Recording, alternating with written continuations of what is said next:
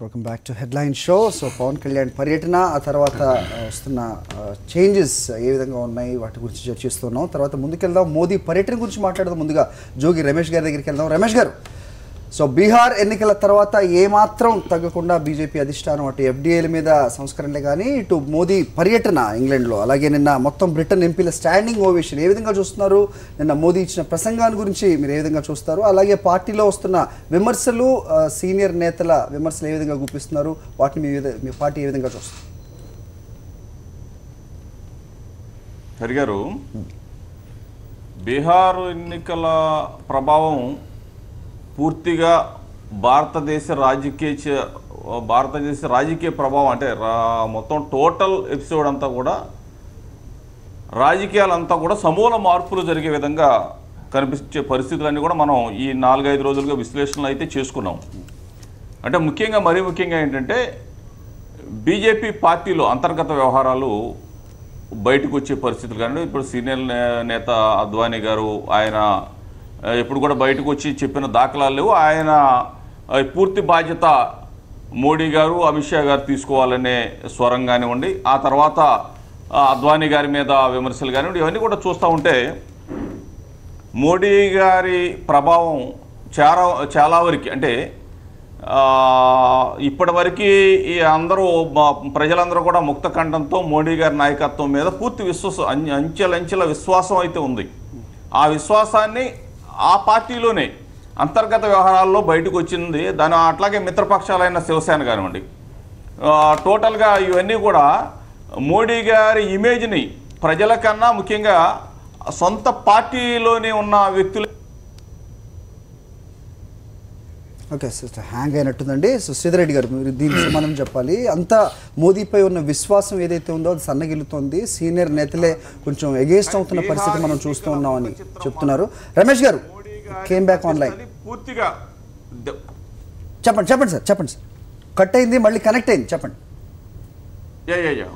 మోడీ గారి ప్రతిష్ట పూర్తిగా, అంటే పూర్తి స్థాయిలో ఆయన వెనకడుగు, అంటే ఇక నుంచి బ్యాక్ స్టెప్స్ అనేది స్టార్ట్ అయిందనేది బీహార్ ముఖ చిత్రం మాత్రం తెలుస్తుంది. రేపు రాబోయే ఎన్నికల్లో ఏ రాష్ట్రంలో జరిగినా కానీ బీజేపీ పరిస్థితి, ఈ రోజున్న నిత్యావసర ధరల పరిస్థితులు, అంటే భారతదేశం మొత్తం కూడా ఓకే.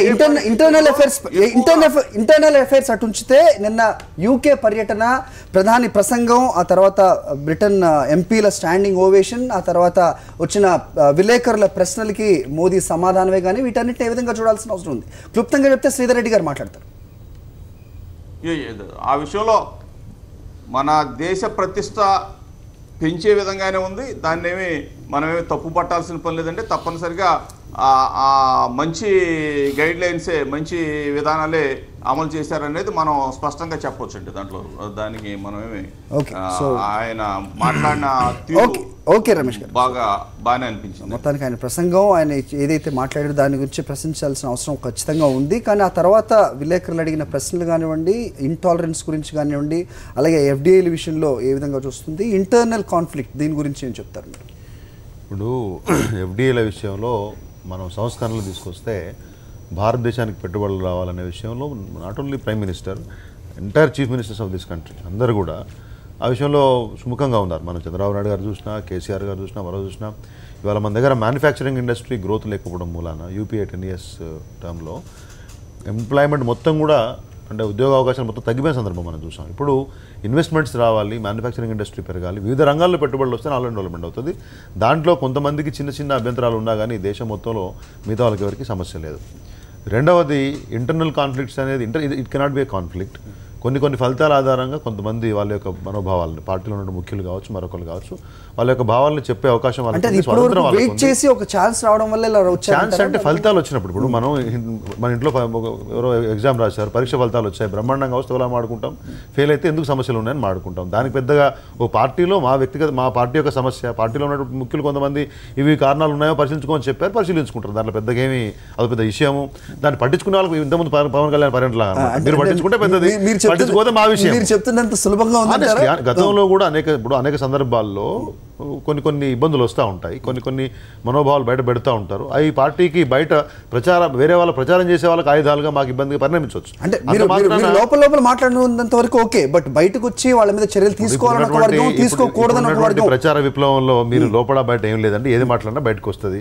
పవన్ కళ్యాణ్ ఏం మాట్లాడినా బయటకు వచ్చిన విధంలో అసలు ఏం మాట్లాడుకున్నారు ఊహించి రాసే వాళ్ళు ఎక్కువైపోయారు. కాబట్టి దేశంలో ఎక్కడో ఒక చిన్న అతి జరిగితే బీబీసీ వాడు ప్రశ్న అడిగేంతగా ప్రచారం జరుగుతున్నప్పుడు డెఫినెట్గా అద్వానీ అంత పెద్ద నాయకుడు ఒక మాట మాట్లాడినప్పుడు కొంతమేరకు ప్రచారం జరిగే అవకాశం ఉంటుంది. దాంట్లో పార్టీ అంతర్గత సమస్య, దాన్ని మాడుకుంటా చేస్తారు, పెద్ద విషయం. కాకపోతే ఇప్పుడు అంటే ఒకటి బీహార్ ఎన్నికల ఫలితాలు మనం ఎట్లా వచ్చినాయో చూసినాం. అంతకుముందు ఢిల్లీ ఫలితాలు అంటే మోడీ రాష్ట్ర ప్రభుత్వం కేంద్ర ప్రభుత్వం అధికారంలోకి వచ్చిన తర్వాత 2 ఎన్నికల్లో కూడా మిశ్రమమైనటువంటి, అంటే మోడీ గత పార్లమెంట్ ఎన్నికల్లో నీరాజనం పట్టినటువంటి ప్రజలే దానికి వ్యతిరేకంగా, అంటే ఆ రాష్ట్రానికి ఇవి కేంద్ర ఎన్నికలు కాకుండా పార్లమెంట్ ఎన్నికలు కాకుండా విధానాల మీద జరిగినటువంటి ఎన్నికలు. ఎందుకంటే మోడీ బీహార్లో దాదాపు 30 బహిరంగ సభల్లో ప్రసంగించారు. అమిత్ షా అయితే 90కి పైగా పెట్టి మొత్తంగా కూడా భారతదేశ వ్యాప్తంగా జరుగుతున్నటువంటి మోడీ పరిపాలనకి మీరంతా మద్దతు ఇవ్వండి అనేటువంటి ఒక ఆర్తి ప్రజలకు తీసుకుపోయారు. కానీ ప్రజలు కన్విన్స్ కాలేదు. కారణం ఏంటంటే లల్లూ ప్రసాద్ యాదవ్ లాంటి అవినీతి మచ్చున్నటువంటి నాయకుడిని కూడా అనివార్యంగా గెలిపించుకునేటువంటి ఒక పరిస్థితి బీహార్లో వచ్చింది. కారణం ఏంటంటే మొత్తంగా బీహార్ బయటి ప్రాంతాల వాళ్ళు మా బీహార్ మీద ఆధిపత్యం చెలాయిస్తున్నారనేటువంటి ఒక ఆగ్రహం, ఒక ధర్మాగ్రహం ప్రజల్లో పెళ్ళుబుక్కిన మాట వాస్తవం. దానికి ఫలితంగానే మొన్న బీహార్ ఫలితాలు వచ్చాయి. శత్రుఘ్న సిన్హా మాట్లాడినా, శివసేన మాట్లాడినా, నేను అద్వానీ మాట్లాడినా, వీళ్ళందరూ కూడా ఏంటంటే ఒకవేళ మోడీ బీహార్లో గెలిచి ఉంటే ఇదంతా కూడా మోడీ హవాగా చూపించేటువంటి వాళ్ళు ఇవాళ మొత్తం ఓడిపోయిన తర్వాత ఇది సమిష్టి బాధ్యత అనేటువంటి మాట్లాడుతున్నారనేటువంటి ఒక కాన్ఫ్లిక్ట్ ఇలా డెఫినెట్గా పార్టీ అంతరంగంగా చర్చ ఉంటుంది. ఏ పార్టీ అయినా అది ఒప్పుకున్నా ఒప్పుకోకపోయినా పార్టీలు ఒక ఆత్మ పరిశీలన అనేది ఖచ్చితంగా తప్పకుండా ఆత్మ పరిశీలన లేకుండా ఆ పార్టీలు ఉండలేవు. అంటే ఒక మనుషుల సమూహం ఏదైనా ఉందంటే ఒక ఏదైనా ఒక విషయం ప్రస్తావనకు వచ్చినప్పుడు దానిలో తప్పకుండా ఫలితాలు రానప్పుడు ఆత్మవిమర్శ చేసుకుంటే పార్టీ ముందుకు పోతుంది. అది తప్పకుండా ఆత్మ పరిశీలన నిన్న బ్రిటన్ సంబంధించినటువంటి దానిలో కనబడ్డది. గతంలో బయట విదేశాల్లో చేసేటువంటి ప్రసంగాలకి నిన్న బ్రిటన్లో చేసేటువంటి ప్రసంగం చాలా, నిన్న మోడీ చేసినటువంటి ప్రసంగం భారతదేశానికి సంబంధించి కానీ ఇక్కడ ఉండేటువంటి వనరులు ఎట్లా ఉపయోగించుకోవాలని కానీ బ్రిటిషు అనేక సందర్భాల్లో భారతదేశానికి చేసినటువంటి సహాయం కానీ ఇలా ఉగ్రవాదుల పట్ల మొత్తం ప్రపంచవ్యాప్తంగా అనుసరించాల్సినటువంటి పద్ధతి కానీ చాలా నిన్న బ్రిటన్ పార్లమెంట్ సభ్యులందరూ కూడా నివ్వరపోయే విధంగా నిన్న అసలు అందరం కూడా ఇలా చాలా ప్రశంసించాల్సినటువంటి అంశంగా మరి. కాబట్టి ఈ ఇంటర్నల్ కాన్ఫ్లిక్ట్ అనేది ఇది పరంపరంగా వస్తూ ఉన్నది. అద్వానీ ఇంతకుముందే ఒక సందర్భంలో మళ్ళీ ఎమర్జెన్సీ అనేటువంటి ఒక ప్రయోగం ఒక సందర్భంలో వాడి నిప్పులు నిప్పులు కాదు, పార్టీలో విధానాల పట్ల ఇవాళ ఆర్థిక విధానంలో మార్పు లేదు. ఇంతకుముందు మన మిత్రులు చెప్పినట్టు, శ్రీధర్ రెడ్డి గారు చెప్పినట్టు ఆర్థిక విధానాల్లో ఇవాళ ఎన్డీఏ యూపీఏ 2 ప్రభుత్వాలు కొద్దిగా స్లైడ్ చేంజెస్ తప్ప ఆర్థిక విధానంలో భారతదేశ ఆర్థిక విధానంలో మార్పు లేదు. ఓన్లీ రాజకీయ విధానాలకు సంబంధించినటువంటి వాటిలో విజన్లోనే కొంత మార్పు ఉంది తప్ప ఇలా. కాబట్టి దేశవ్యాప్తంగా ఇలా భారతదేశంలో పెట్టుబడులకు కానీ మిగతా వాటికి కానీ చేస్తున్నటువంటి ఒక గొప్ప ప్రయత్నాన్ని అందరం కూడా స్వాగతించాలి. అట్లాగే ఇవాళ పార్టీలో ఏదైతే మోడీ తన ఏకఛత్రాధిపత్యం వహిస్తున్నాడు అనేటువంటి పార్టీలో వస్తున్న విమర్శలకి ఆ పార్టీ అంతరంగికమైనటువంటి అంశం, దాన్ని వాళ్ళు సరి చేసుకోవాలి. సరి చేసుకోకుంటే బీహార్ ఫలితాలే పునరావృతమైంది. కాంగ్రెస్ పార్టీ ప్రతినిధిగా రవిచంద్ర రెడ్డి గారు ఏ విధంగా చూస్తారో మాట్లాడదాం. సార్ చెప్పండి, సో ఇది అంతర్గత వ్యవహారంగానే చూడాల్సిన అవసరం ఉంటుందా, లేకపోతే మోదీ పర్యటనని పదే పదే విమర్శిస్తున్న మీ పార్టీ దీన్నే ఉంటుంది? నిన్న మోదీ ప్రసంగం చూసాం, ఆ తర్వాత వచ్చిన అప్లాజ్ చూసాం. ఏం చెప్తారు మోడీ గారి పర్యటన గురించి? నిన్న ముఖ్యంగా పార్లమెంట్లో ఆయన ఇచ్చిన స్ఫూర్తిదాయకమైన ఉపన్యాసం ఏదైతే ఉందో ఆ speech we have to appreciate. It is in the nations interest. కాబట్టి మనం ఖచ్చితంగా అప్రిషియేట్ చేయాలి. దాని తర్వాత కుదుర్చుకున్న ఒప్పందాలు 90,000 కోట్ల రూపాయలకు సంబంధించిన ఒప్పందాలు ఏవైతే ఉన్నాయో, ముఖ్యంగా సివిల్ న్యూక్లియర్ డీల్ గురించి కానీ వివిధ రకాల పెట్టుబడుల గురించి కానీ వాటి గురించి ఇవన్నీ మనం వెల్కమ్ చేయాల్సిందే. అట్ ద సేమ్ టైం మనం ఒక బీబీసీ విలేకరు ద్వారా కూడా విదేశాలకు పోయినప్పుడు కూడా ఒక ప్రధానమంత్రిని అడిగే మొట్టమొదటి క్వశ్చన్ మీ దేశంలో ఉన్న ఇంటాలరెన్స్ గురించి. ఇంటాలరెన్స్ వల్ల మీ దేశంలో మేము ఎందుకు పెట్టుబడులు పెట్టాలని, మీరు దాన్ని ఎలా సమర్థిస్తారు అని అడిగినప్పుడు ఒక ప్రధానమంత్రి గారు తడబడాల్సిన పరిస్థితి ఏర్పడింది. అంత దానికి కారణం ఏంటంటే ఆయన సహచరులైన పార్లమెంటు సహచరులు ఎవరైతే ఉన్నారో వాళ్ళని మోడీ గారు ఇన్ టైంలో వాళ్ళ నోర్లు అదుపులో పెట్టలేకపోవడమే. వాళ్ళ నోర్లు అదుపులో పెట్టుంటే ఖచ్చితంగా ఈరోజు అటువంటి క్లిష్టతరమైన సమస్యాత్మకమైన క్వశ్చన్ అనేది ఉత్పన్నం అయ్యేది కాదు. అంతేకాదు అంతేకాకుండా ఈరోజు చూసినట్టయితే బీజేపీలో మోడీ గారు తర్వాత అమిత్ షా గారు ఏదైతే చేస్తున్నారో దానికి సొంత పార్టీ అయిన దాంట్లోనే తిరుగుబాటు వచ్చే లక్షణం ఉంది బీహార్ తర్వాత. కానీ ఇంకొక విషయం ఏంటంటే ఇక్కడ మనం ఆసక్తిదాయకంగా మాట్లాడుకోవాల్సింది 10 సంవత్సరాల్లో మన్మోహన్ సింగ్ గారు తిరిగిన దానికన్నా ఇప్పటికే మోడీ గారు చాలా దేశాలు పర్యటించారు.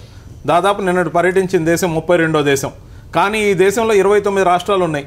29 రాష్ట్రాలు పూర్తిగా ఆయన ఇంతవరకు ఒక్కసారి కూడా పర్యటించలేదు. దీన్ని బట్టి ఆయన పునరాలోచించుకుని కనీసం దేశం మీద కూడా అప్పుడప్పుడు శ్రద్ధ వహించాల్సిన అవసరం ఖచ్చితంగా ఉంటుంది. రచ్చగెలిసి ఇంటికి గెలుస్తారా సార్ ఏంటిది? ఇప్పుడు విదేశాంగ విధానంలో ప్రధాని యొక్క పాత్ర దాని ఇంపార్టెన్స్ ఇంకొద్దిగా తెలుసుకొని మాట్లాడితే రవిచంద్ర రెడ్డి గారు బాగుంటుంది. ఒక్కొక్క పార్టీకి ఒక్కొక్క ప్రయారిటీ ఉంటుంది.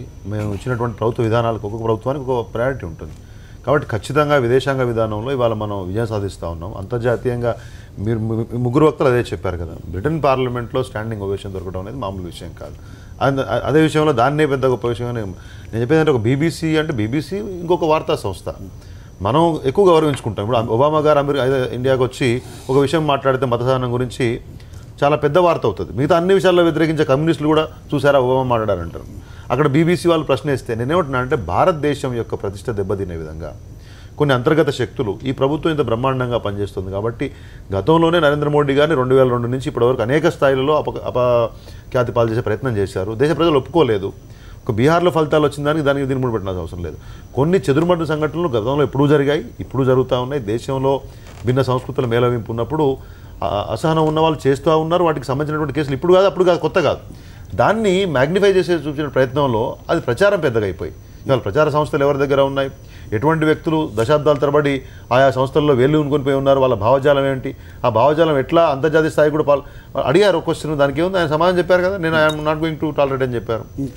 దాన్ని స్వాగతించండి. బ్రిటన్ బీబీసీ విలేకరు అడిగిన దానికంటే కూడా భారత ప్రధాని విదేశీ గడ్డ మీద ఎంత గొప్పగా ఈ విషయాన్ని వారు ప్రస్తావిస్తే కూడా తనకు బెనుకు లేకుండా చెప్పినటువంటి విషయాన్ని మా కమిట్మెంట్ మళ్ళీ పునరుద్ఘాటించిన విషయాన్ని అది చెప్పండి కదా, దాన్ని అది కనపడాలి మీకు. నేను చెప్పేది మోడీ గారు మామూలుగా ఒక పార్లమెంట్లోనో లేకపోతే అఫిషియల్ స్పీచ్లో ఇచ్చేవన్నీ హుందాతనంగా గొప్పగా ఉంటున్నాయి.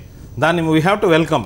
అట్ ద సేమ్ టైం ఏవైతే ఆర్గనైజ్డ్ ఈవెంట్స్ ఉన్నాయో 10,000 మంది ఎన్ఆర్ఐలతోనో లేకపోతే 50,000 మందితోనో ఈరోజు కూడా మనం చూసినట్టయితే 60,000 మంది ఎన్ఆర్ఐలతో ఈరోజు లండన్లో ఆయన ఒక సమావేశం చేయబోతున్నారు. ఆ సమావేశంలో కూడా ఆయన కనీసం కొంత టాలరెన్స్ ఉపయోగించుకోవాల్సిన అవసరం ఖచ్చితంగా ఉంటుంది. ఎందుకంటే ఒక ప్రధానమంత్రి స్థాయి వ్యక్తి బయట దేశాలకు పోయి మాట్లాడినా, ఎన్ఆర్ఐలతో మాట్లాడినా, మరెవరితో మాట్లాడినా ఈ దేశానికి ప్రధానిగా మాట్లాడాలి కానీ ఒక పార్టీ అధ్యక్షుడిలాగానో ఒక పార్టీ ఐకాన్ లాగానో మాట్లాడుతూ 60 సంవత్సరాల మురికిని నేను తుడుస్తున్నాను అన్నారు. 1.5 సంవత్సరంలో ఈ దేశానికి మోడీ గారు చేసిన అభివృద్ధి ఉంది. ఈ దేశంలో ఇప్పటికే జరిగిన అభివృద్ధి అంతా గత ప్రభుత్వాలు చేసినవే. మోడీ గారు వచ్చి కేవలం 18 నెలలు కాలేదు. ఇంకా ఈ 18 నెలల్లో ఏం అభివృద్ధి చేశాను అవి చెప్పుకోవచ్చు, లేకపోతే ఒక ప్రధానమంత్రిగా చేయబోయే కార్యక్రమాలు చెప్పుకోవచ్చు. కానీ 60 సంవత్సరాలు మురికి దుడుస్తున్నాననే మాటలు విదేశాల్లోకి పోయి చెప్పినప్పుడు నేషనల్ మీడియాతో పాటు ఇంటర్నేషనల్ మీడియా కూడా వినే అవకాశం ఉంటుంది. కాబట్టి ఆయన హుందాతనాన్ని దిగజార్చుకోకుండా ఆయనే ముందు స్వయంగా టాలరెన్స్ అనే దాన్ని పాటించి తీరాలనేది మా ఉద్దేశం. కాంగ్రెస్ పార్టీ నాయకులు 21వ శతాబ్దంలో ఉన్నారా 19వ శతాబ్దం నాకు అర్థం కావట్లేదు. భారతదేశంలో కొన్ని సంఘటనలు జరిగితే బీబీసీ విలేకరి వినగలిగినప్పుడు వేరే దేశంలో మాట్లాడితే మాత్రమే విదేశీ మీడియాకు వినబడుతుంది. ప్రధానమంత్రిగా ఉన్నవారు పార్టీ అధ్యక్షుల్లాగా రిప్రజెంట్ చేయకూడదనే మా ఉద్దేశం. మీరు చెప్పిన భావన నాకు అర్థమైంది. I mean BJP what I'm trying to say. నేనేం చెప్తున్నానంటే ఇవాళ భారతదేశంలో కొన్ని సంఘటనలు జరిగాయన్నారు. అది భారతదేశంలో ఉన్న మీడియాకి మాత్రమే తెలిస్తే మరి బీబీసీ వాళ్ళు అడిగే అవకాశం లేదు కదా. అట్లనే విదేశీ మీడియాకు తెలవాలంటే భారతదేశంలో లేకపోతే విదేశీ గడ్డ మీద మాట్లాడాల్సిన అవసరం లేదు. ఎక్కడ మాట్లాడినా భారత ప్రధానికి ఆ గౌరవం ఉంది, నరేంద్ర మోడీ గారికి ఆ క్రేజ్ ఉంది. ఆయన ఏం మాట్లాడాడు దాన్ని విశ్లేషణ చేసేటువంటి అవసరాలు చాలా మందికి ఉన్నాయి. కాబట్టి విదేశీ గడ్డ మీద మన భారత సంస్థతో మాట్లాడేటప్పుడు, మన ప్రవాస భారతీయులతో మాట్లాడేటప్పుడు కొన్ని దేశానికి సంబంధించిన విషయాలు, గతంలో జరిగిన విషయాలు మాట్లాడితే అంత బాధ ఎందుకు? అంత మాత్రాన భారత ప్రధాని ఏం మాట్లాడాలి, నరేంద్ర మోడీ గారు ఏం ఆడాలని నిర్ణయించేటువంటి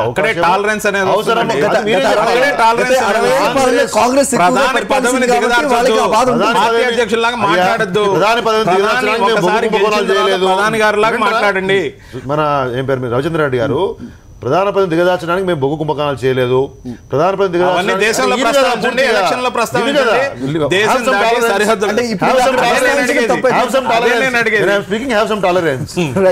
ఒక నిమిషం అండి, ఆయన 2G స్పీకర్ కుంభకోణం గురించి అధికారులు రాస్తే పర్లేదు కనిమూలు గారిని చేసుకుని అని చెప్పి చెప్పలేదు, నోరు మూసుకొని ఉండలేదు.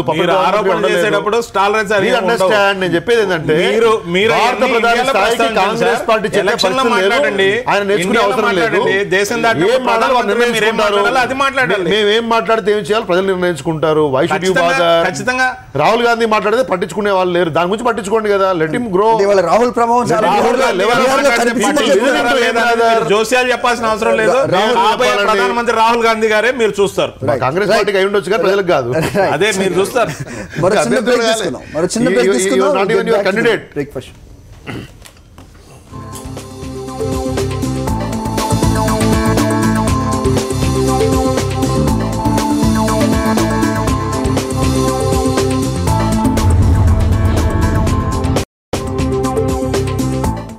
Back to the headline show. So మనకు అతిథులుగా జోగి రమేష్ గారు, దేవి ప్రసాద్ గారు, శ్రీధర్ రెడ్డి గారు, రవిచంద్రారెడ్డి గారు ఉన్నారు. జోగి రమేష్ గారి దగ్గరికి వెళ్దాం సార్.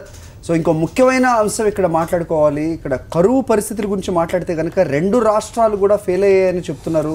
సో ఒక ప్రత్యేక దుర్భిక్ష పరిస్థితులపై స్పందించే ఒక విధానం కానీ ఒక యంత్రాంగం కానీ 2 రాష్ట్రాల్లో లేవు. 2 రాష్ట్రాల ముఖ్యమంత్రులు ఎవరైతే ఉన్నారో వాళ్ళు టెక్నాలజీ వెనక అలాగే పెట్టుబడుల వెనక వెళ్తున్నారే తప్ప ఇటు కరువు పరిస్థితుల్ని పట్టించుకునే పరిస్థితిలో కానీ అంత టైం కానీ ఇద్దరికి లేవునే ఒక వార్త వినిపిస్తుంది. దీన్ని ఏ విధంగా చూడాల్సిన అవసరం?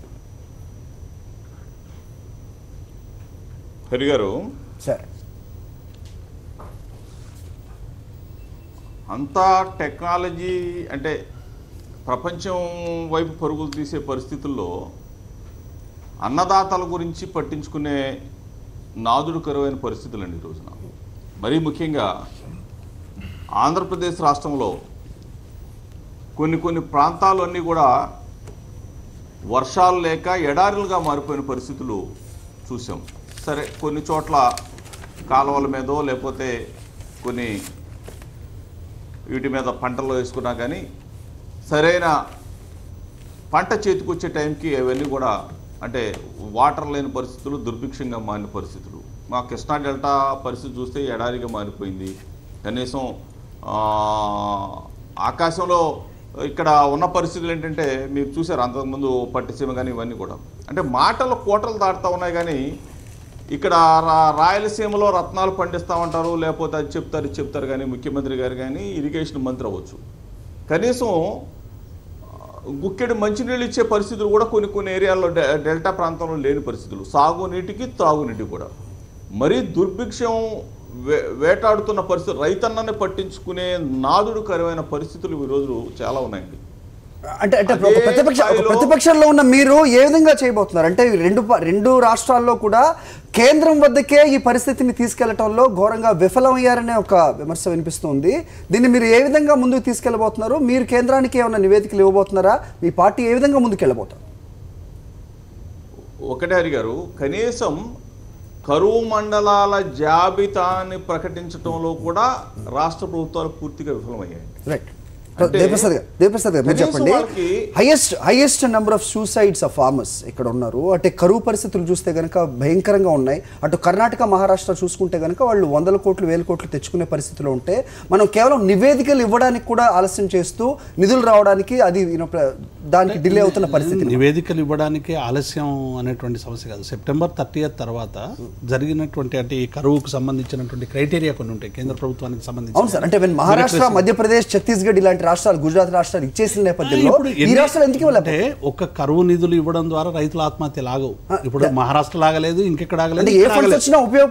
ఇక్కడ తప్పకుండా రైతుల్ని ఆదుకోవాల్సినటువంటి ఒక సామాజిక బాధ్యత ప్రభుత్వాల మీద ఉంటుంది. అందులో భాగంగానే ఇలా కరువు మండలాలకు సంబంధించినటువంటి మొన్న హరీష్ రావు గారు కూడా పోయి కేంద్రానికి దాదాపుగా ఒక 160 మండలాలకు సంబంధించినటువంటి దుర్భిక్ష పరిస్థితి, ఈ మండలాల్లో కేంద్రం ఇవ్వాల్సినటువంటి సహాయం గురించి మన కేంద్ర ప్రభుత్వానికి కూడా విన్నవించడం జరిగింది. ఇక్కడ కూడా తెలంగాణ రాష్ట్రం కూడా ఈ కరువును ఎట్లా, ప్రకృతి వైపరీత్యాన్ని మనం ఎట్లా ఎదుర్కొని తెలంగాణ రైతాంగాన్ని ఎట్లా ఆదుకోవాలనేటువంటి అంశంలో అనేక కార్యక్రమాలతో ముందుకు పోతా ఉన్నాం. ఇవాళ గ్రామాల్లో అనేక ప్రభుత్వానికి సంబంధించినటువంటి పనులు, ఉపాధికి సంబంధించినటువంటి పనులు జరుగుతూ ఉన్నాయి. ఇలా రైతుకి వర్షం వచ్చి నీళ్లు నిండితే తప్ప రైతుకి అవసరమైనటువంటి నీళ్లు అందించలేనటువంటి, నువ్వు ఎన్ని ప్రభుత్వాలు ఏం చేసినా ప్రకృతి అలానే అసలు కేంద్రం దగ్గర నుంచి రావాల్సిన నిధులు కూడా రాబట్టుకోలేని స్టేజ్ లో రెండు రాష్ట్రాలు అంటే విదేశీ పర్యటనలే కానివ్వండి, లేకపోతే పెట్టుబడులు అనుకున్నారు, కానీ కరువు పరిస్థితులను చక్కదిద్దే కార్యక్రమం ఏం జరుగుతుంది? సహజంగానే రైతుల మీద ఉండాల్సినటువంటి ఒక ప్రత్యేకమైనటువంటి అటెన్షన్ దేశవ్యాప్తంగానే కొరవడిన మాట వాస్తవం. ఎందుకంటే ఇంతకాలం 70%, 170% వ్యవసాయం మీద ఆధారపడినటువంటి రైతులకు సంబంధించినటువంటి ఒక సమగ్రమైనటువంటి విధానాలు లోపించినాయి. ఇక్కడ ఒక తెలంగాణనే కాదు, మొత్తంగా దేశవ్యాప్తంగా కూడా ఇవాళ ఒక పెట్టుబడిదారుడు 10 రూపాయలు పెట్టుబడి పెడితే ఆయన రేటును ఆయన నిర్ణయించుకునేటువంటి ఒక వ్యవస్థలో ఉన్నాం. కానీ ₹1,00,00,000 ఖర్చు పెట్టి వ్యవసాయం చేసినా ఆయన టమాటాలకు ఆయన రేటు పెట్టుకోలేడు, ఆయన వరికి ఆయన పండించిన పంటకు ఆయన రేటు పెట్టుకోలేనటువంటి ఒక దుర్భిక్షమైనటువంటి పరిస్థితిలో మనం ఉన్నాం. ఈ విధానాలు మారి రైతుకి అవసరమైనటువంటి ఒక్కటి కాదు, రైతులకు ఆత్మహత్యలకు సంబంధించి అయినా, కరువు మండలాలకు సంబంధించిన అనేక రంగాల్లో మౌలికమైనటువంటి మార్పులు వస్తే తప్ప రైతును మనం ఆదుకోలేము. అట్లా అని ఇవన్నీ అయితే తప్ప మేము చేస్తామనేటువంటి ప్రేక్షక పాత్రను కూడా ప్రభుత్వాలు తీసుకోవడం లేదు. తప్పకుండా వాటి వైపు రైతులను ఆదుకోవడానికి అవసరమైనటువంటి ప్రయత్నాలు మేము చేస్తూనే ఉన్నాం. కానీ వాటికి సంతృప్తి చెందేటువంటి ప్రయత్నం జరగటం లేదనేటువంటి మాట వాస్తవం. సార్, కేంద్రంలో అధికారంలో ఉన్నారు, రాష్ట్రంలో పరిస్థితులు మనం చూస్తున్నాం. కరువు మండలాన్ని మొన్న ప్రకటించారు ఏపీ గవర్నమెంట్, కానీ ఇక్కడ తెలంగాణ స్టేట్లో చూసుకున్నా కానీ పరిస్థితి ఈ విధంగా ఉంది. పక్క రాష్ట్రాలు చూసుకుంటే కనుక వాళ్ళు 100 కోట్లు తీసుకురాగలుగుతున్నారు. మీరు అధికారంలో అక్కడ ఉన్నారు, ఇక్కడ టీడీపీతో పనిచేస్తున్నారు. ఏ విధంగా రైతులను ఆదుకోబోతున్నారు? ఈ కరువు మండలాలను ఏ విధంగా ముందుకు తీసుకెళ్ళబోతున్నారు? అంటే కరువు మండలాలకు ఏ విధంగానైతే కేంద్ర సాయం అందుతుందో నిర్దిష్టంగా సాయం వస్తుంది. ఒకవేళ ఏదైనా రాష్ట్ర ప్రభుత్వం కరువు మండలాలు ఇప్పటికీ పంపించకపోతే తెలంగాణలో, అది వాళ్ళ వైఫల్యం కింద చూడాల్సిన అవసరం ఉంటుంది. కానీ ఏదేమైనా ఈ యొక్క కరువు మండలాల యొక్క విషయంలో దేవప్రసాద్ గారి యొక్క వాదనతో నేను ఏకీభవిస్తాను. ఒక కరువు మండలాల సాయంతో మొత్తంగా రైతుల యొక్క పరిస్థితి మొత్తం బాగా మారిపోతుందని, బ్రహ్మాండంగా అయిపోతుందని ఆలోచించాల్సిన అవసరం లేదు. ఎందుకంటే క్షేత్రస్థాయిలో రైట్ ఫ్రమ్ అంటే మీకు సాగు నుంచి మొదలు పెడితే మార్కెట్లో అమ్ముకొని గిట్టుబాటు ధర వచ్చేదానికి ఈ వ్యవస్థలో మొత్తంగా మార్పులు రాకపోతే ఇవాళ పత్తి రైతుల కడగండ్లు మనం చూస్తూ ఉన్నాం. లేకపోతే విధానం అంటూ రాకపోతే కనుక ఏమీ చేయలేము. బట్ విధానం రావడానికి ఒక విషయం మాత్రం సెంట్రల్ గవర్నమెంట్ ఈ విషయంలో ఇన్సూరెన్స్ కూడా కాంప్రహెన్సివ్ ఇన్సూరెన్స్, ఒక సమీకృతమైనటువంటి ఇన్సూరెన్స్ పథకం తీసుకురావడం కోసం, పంటల ఇన్సూరెన్స్ చేయడం కోసం ప్రయత్నం చేస్తూ ఉన్నారు. ఇప్పటికే రైతుల గురించి నాన్ ఇరిగేటెడ్ ల్యాండ్స్ గురించి తీసుకొచ్చినటువంటి స్కీమ్స్ కానివ్వండి, మిగతా స్కీమ్స్ అన్ని కూడా దే వర్కింగ్ టువర్డ్స్ ఇట్. ఇప్పుడు 18 నెలల ప్రభుత్వం కాబట్టి మనం రాకున్నా కానీ కొంత మేరకు రైతులకు ఇంకా మరింత సాయం అందించేదో ప్రయత్నం చేస్తారు. రవిచంద్ర రెడ్డి, కంక్లూడ్ చేద్దాం సార్. ఇన్నేళ్లుగా రాష్ట్రంలో పరిపాలన ఉన్న కాంగ్రెస్ ఒక ప్రత్యేక విధానం అంటూ తీసుకురాలేకపోయింది. ఈ రోజు పక్క రాష్ట్రాలను తీసుకురావడం జరిగిందండి. కాంగ్రెస్ పార్టీ ఆంధ్రప్రదేశ్లో అధికారంలో ఉన్నప్పుడే ఉచిత విద్యుత్ స్కీమ్ అమల్లోకి వచ్చింది. తర్వాత అనేక రకంగా వాళ్ళని ఆదుకోవడానికి చర్యలు. సార్, ఎస్డీఆర్ఎఫ్, ఎన్డీఆర్ఎఫ్ నుంచి ఫండ్స్ కూడా రాబట్టుకోలేని స్టేజ్ లో రెండు రాష్ట్రాలు మాట్లాడమంటే కరువు గురించి 340 కోట్లు 340 మండలాలని మంత్రివర్గం గుర్తించడం జరిగింది. ఆ 340లో ప్రకటన దగ్గరకు వచ్చేసరికి 190 మండలాలను మాత్రమే ప్రకటించారు. వాటికి సంబంధించిన నిధులు కూడా ఇంతవరకు విడుదల కాలేదు. ముఖ్యంగా రైతును ఏదైనా ఆదుకోవాలంటే, ఒక్క నిమిషం, రైతును ఆదుకోవాలంటే అతివృష్టి అనావృష్టి నుంచి నష్టపోయే రైతుకి ఇన్సూరెన్స్ స్కీమ్ని అమలు చేయడంతో పాటు ఇన్పుట్ సబ్సిడీని ఇమీడియట్గా రిలీజ్ చేయాలి. ఈ విషయంలో తెలంగాణ ప్రభుత్వం అసెంబ్లీలో తీర్మానం చేసి ఇన్సూరెన్స్ స్కీమ్ కోసం కేంద్ర ప్రభుత్వాన్ని రైతు వ్యవసాయ యూనిట్గా తీసుకోవాలనే ప్రతిపాదన పంపడం జరిగింది. ఇదే విధంగా తీసుకోవాలని ఆంధ్రప్రదేశ్ కూడా రేపు రాబోయే సమావేశాల్లో అసెంబ్లీలో తీర్మానం చేసి కేంద్ర ప్రభుత్వం మీద ఒత్తిడి తీసుకొచ్చి ఇన్సూరెన్స్ విధానాన్ని బాగుపరిస్తే కనీసం రైతు బతుకు బాగుపడే అవకాశం ఉంటుంది. మొత్తానికి కాంప్రహెన్సివ్ ఇన్సూరెన్స్ అనే విధానం వస్తే కనుక కొంచెం మెరుగుపడే అవకాశం ఉంటుందని ఇక్కడ అతిథులు మనతో పాల్గొన్న వాళ్ళు ఇక్కడ అభిప్రాయం వెలిపించడం జరిగింది. థ్యాంక్ యూ అండి చర్చలో పాల్గొన్నందుకు. థ్యాంక్ యూ రమేష్ గారు, థ్యాంక్ యూ రవిచంద్ర రెడ్డి గారు, థ్యాంక్ యూ శ్రీధర్ రెడ్డి గారు, థ్యాంక్ యూ దేవిప్రసాద్ గారు. ఇది వాళ్ళ హెడ్లైన్ షో. చూస్తూనే ఉండండి సాక్షి.